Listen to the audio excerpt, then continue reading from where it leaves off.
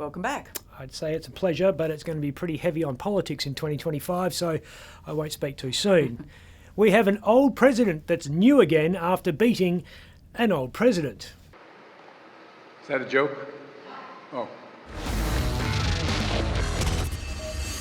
Donald Trump's just celebrated the end of his first week in office. Pulled out his signature move.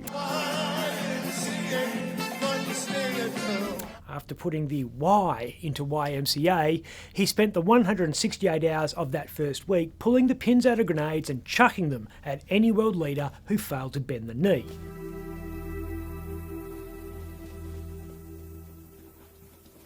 Nobody was immune. Colombia became the most recent target when that country's president refused to accept a heap of deported immigrants.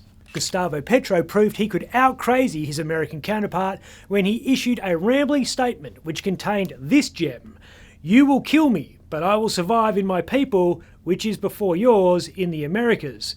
We are peoples of the winds, the mountains, the Caribbean Sea, and of freedom. You don't like our freedom? Okay." That doesn't make sense. The migration stoush with Colombia came hot on the heels of a diplomatic mudfight with Denmark, of all countries, over the sovereignty of Greenland, of all places. Mr. Trump, fuck off. Greenland's been largely ignored by the rest of the world, in part because it's in the arse end of nowhere, but is in the news now because it has a lot of critical minerals, and military strategists have realised it's a convenient location from which to launch the intercontinental ballistic missiles those minerals might be used to create.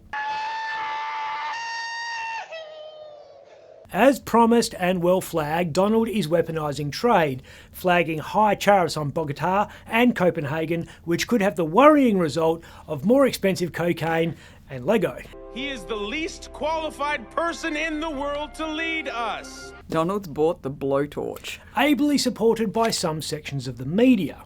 That's Rupert Murdoch at the inauguration, proving that while he's older than Yoda, he's still got some pull. Well, Albanese clearly thinks so. Back down under, Albo spent the first day of the unofficial election campaign distancing himself from this image.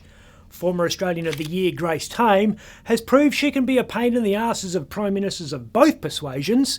4 years after placing Scott Morrison at the business end of a powerful stink eye, Tame dropped ScoMo's successor in it by wearing a Murdoch t-shirt to a recent meeting. That was 2 days ago, but the story got new legs on Monday when Albanese made the palpably absurd claim that he didn't see the message on the t-shirt when he shook her hand. Yeah, well, he was focused on watching for the side eye. Or distracted by thoughts of his impending life outside politics. With the latest news poll suggesting the Labor government is as popular as a recently deported Colombian refugee building a Lego asylum card, Albanese was in Perth shoring up the western flank. Australia's 31st Prime Minister is insisting he's not to blame for poor polling. It's not my fault. My cabinets are absolute crap. And made the brave prediction that voters would forgive his misjudgments and tick the red box come election day, because his government is better than we think it is. It's just a little dirty. It's still good. It's still good. He started slapping lipstick on the pig with a $700 million pledge to end freeway congestion in the southern suburbs of Perth. That's incidentally the same congestion that he helped cause when his government allowed too many people into the country.